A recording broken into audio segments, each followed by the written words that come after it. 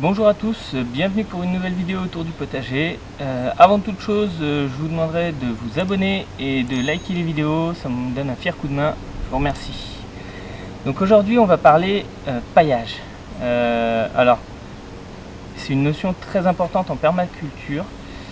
Alors la permaculture déjà, faut pas tout prendre pour parole d'évangile, c'est très bien dans l'idée globale. Garder un terrain pérenne sur le temps, nourrir son sol, tout ça. Bon après, des fois il faut désherber, enfin c'est pas toujours, faut s'adapter quoi, hein, c'est pas toujours, la solution idéale. C'est une très bonne chose, moi je reprends beaucoup de principes de la permaculture, mais voilà, des fois je m'adapte à mon terrain, à ma situation, aux choses que je cultive aussi. Donc voilà, c'est toujours à prendre avec des pincettes, hein, comme toute chose d'ailleurs. Voilà, le paillage c'est une notion très importante en permaculture et on va en parler parce que c'est quand même très utile, notamment pour les endroits où il fait très chaud, pour plein de choses au quotidien, ça peut être aussi très sympa. Je vous explique, donc le paillage c'est en fait apporter des matières végétales au sol. Alors ça peut être de l'herbe, ça peut être de la paille, du foin, ça peut être des écorces d'arbres, ça peut être du broyat, ça peut être plein de choses, hein. Le paillage, c'est pas que de la paille. Donc c'est apporter ces matières là au sol, créer une couche qui va faire une pellicule et qui va empêcher les mauvaises herbes de pousser, et à la fois qui va garder l'humidité du sol. C'est très bien dans les endroits, je pense dans le sud où il fait super chaud et il n'y a pas un pet d'humidité, ça y pleut jamais. Là, ouais, c'est bien d'avoir du paillage parce que ça évite d'arroser toutes les 6 heures, quoi. Donc le paillage a des avantages et des inconvénients. Et ça, on va en parler parce que c'est important de bien savoir. C'est-à-dire que au niveau des avantages, ça évite justement de désherber. Pas de désherbage à faire vu que les herbes ne poussent pas, donc ça c'est top. Ça garde l'humidité, ça c'est très important, je pense que c'est même le facteur le plus important dans le paillage, c'est que ça maintient une humidité au sol constante. Par exemple la rosée du matin, elle va rester beaucoup plus longtemps, ça va éviter en fait de toute l'eau qui est en surface du sol de s'évaporer et ça va la maintenir, et comme ça les végétaux vont pouvoir l'utiliser pour s'abreuvoir. Et là, un autre avantage aussi que j'ai trouvé au paillage, c'est que ça fait un aspect propre. Ça évite d'avoir une sorte de faune de jungle qui se développe. On voit bien les endroits paillés avec juste ce que l'on cultive qui dépasse, c'est assez propre. Par contre, au niveau du paillage, il y a des gros inconvénients et c'est pour ça que moi je ne paille pas tout et je vais même avoir tendance à de moins en moins pailler. Moi j'ai pas de problème d'eau, hein. J'ai un ruisseau qui passe juste au bord du potager, on paye l'eau vraiment pas cher là où je suis, donc j'ai pas trop de problème d'eau. Et donc du coup je pourrais éventuellement me passer du paillage. Les problèmes principaux du paillage, c'est déjà c'est un nid à limaces. C'est-à-dire que si vous avez des problèmes de limaces, avec du paillage vous allez multiplier par 2 voire par 5. Du coup elles ont plein d'endroits pour se cacher, elles peuvent pondre facilement. Voilà, c'est des maisons à limaces quoi, hein, clairement. Donc si vous vous battez contre les limaces, je vous déconseillerais un peu le paillage. Après, il y a d'autres techniques mais pour se débarrasser des limaces, mais le paillage ça va au contraire les faire se multiplier, quoi. C'est pas très pratique pour certaines cultures. Notamment je pense aux radis, aux oignons, tout ce qui est semi-direct. Tout ce qui est semi-direct, déjà vous oubliez le paillage parce qu'en fait vous allez semer, vous allez pailler. Et puis du coup vos semences elles vont pas prendre parce que le paillage par-dessus ça va l'empêcher de pousser, quoi. Donc déjà tout ce qui est semi-direct, vous oubliez le paillage. Donc ça limite déjà pas mal de cultures. Ça peut être bien, par exemple je pense tout ce qui est courges, courgettes, tout ça qui ont besoin de beaucoup d'eau, vous paillez autour. Et comme ça elles ont un peu d'eau en permanence. C'est bien, notamment moi je l'utilise pas mal, c'est pour mes choux, parce que du coup mes choux une fois qu'ils sont plantés on s'en occupe pas pendant très longtemps, vu qu'on les récolte plutôt à l'automne-hiver, et du coup ça m'évite de désherber autour de mes choux. Je paille autour de mes choux, mais il faut déjà attendre qu'ils soient un peu grands pour les mettre, parce que sinon les limaces elles vont se régaler avec les bébés choux.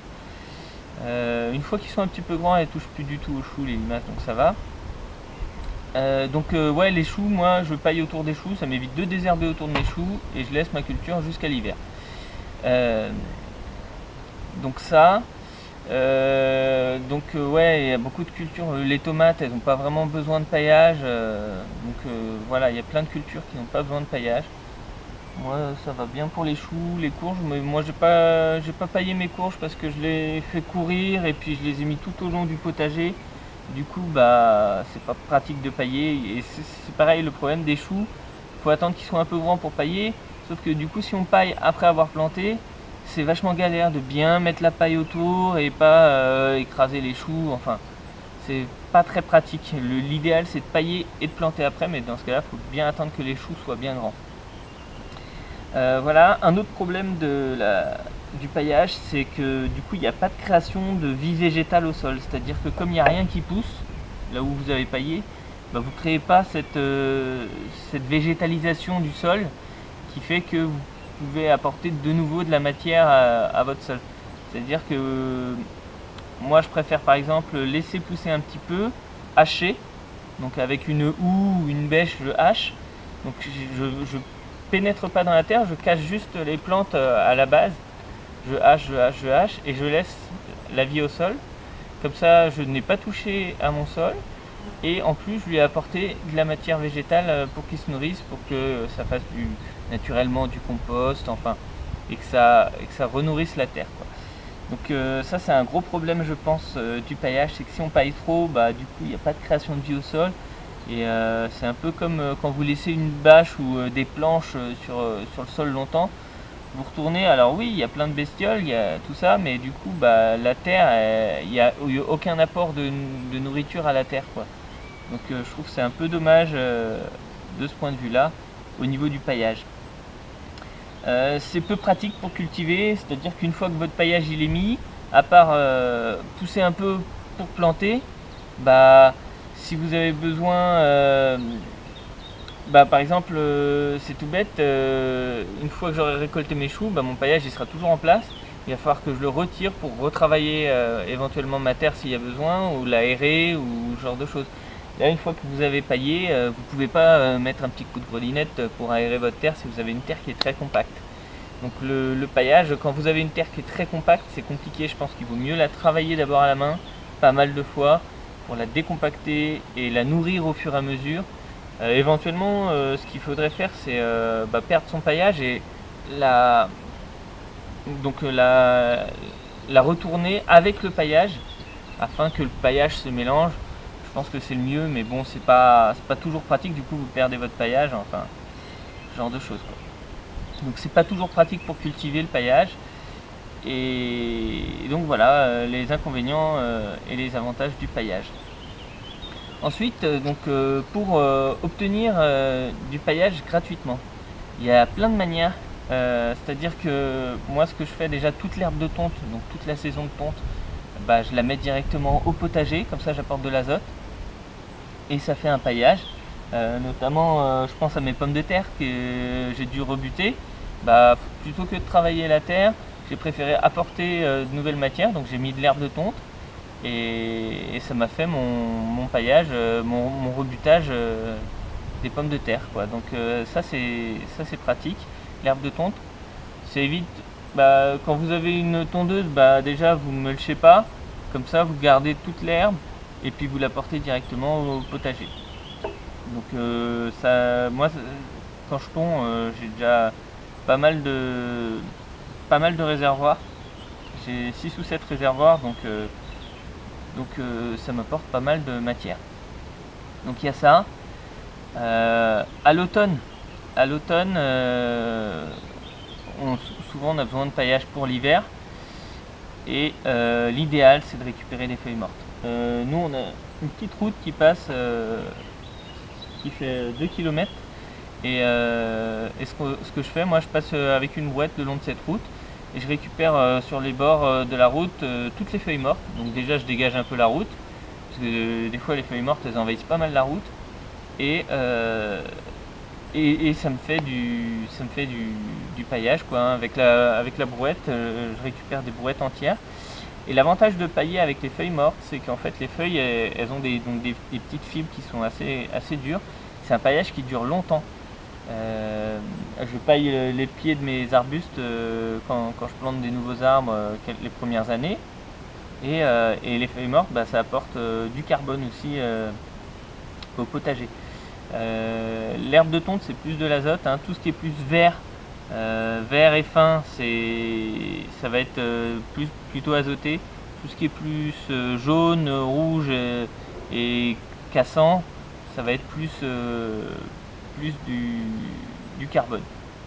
Et en fait, l'idéal dans le potager, c'est d'avoir un mélange azote-carbone assez équilibré pour les plantes. Si vous avez trop d'azote, c'est pas bon. Si vous n'avez pas assez d'azote, c'est pas bon. Et pareil pour le carbone. Et donc les feuilles mortes, c'est vraiment très bien en complément en plus de l'herbe de tonte, c'est vraiment idéal. Alors pour pailler, vous avez aussi le foin et la paille. Bien évidemment, c'est ce qui est le plus pratiqué. Le choix entre les deux, c'est kiff bourricot. Il y en a qui préfèrent la paille, d'autres le foin. Moi je préfère le foin parce que c'est un petit peu plus souple pour travailler, pour le mettre en place, faire des boudins un peu pour entourer les plantes. Mais bon, après chacun son truc.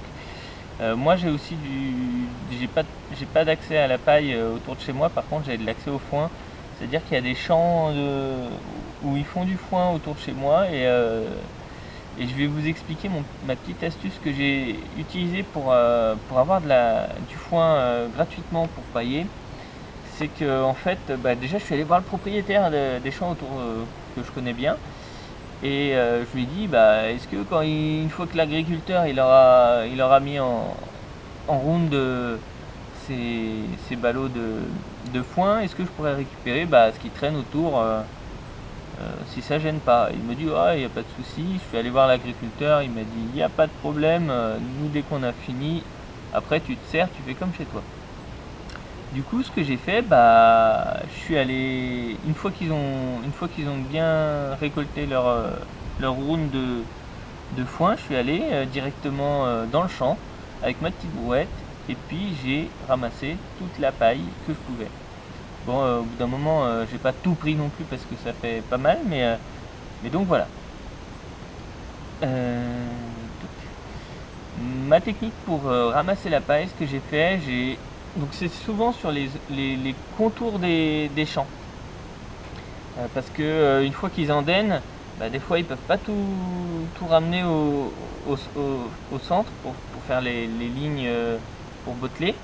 Et du coup, souvent il en reste sur les bords.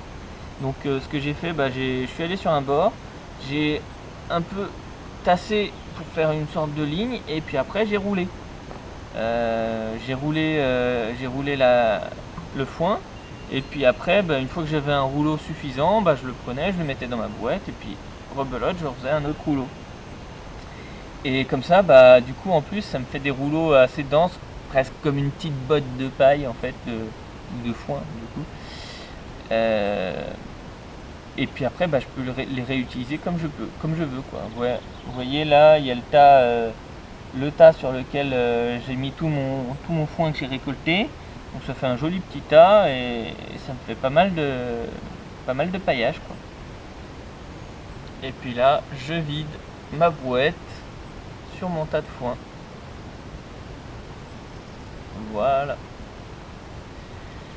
Voilà pour cette petite vidéo sur le paillage, j'espère que ça vous a plu. En attendant, je vous dis bye bye.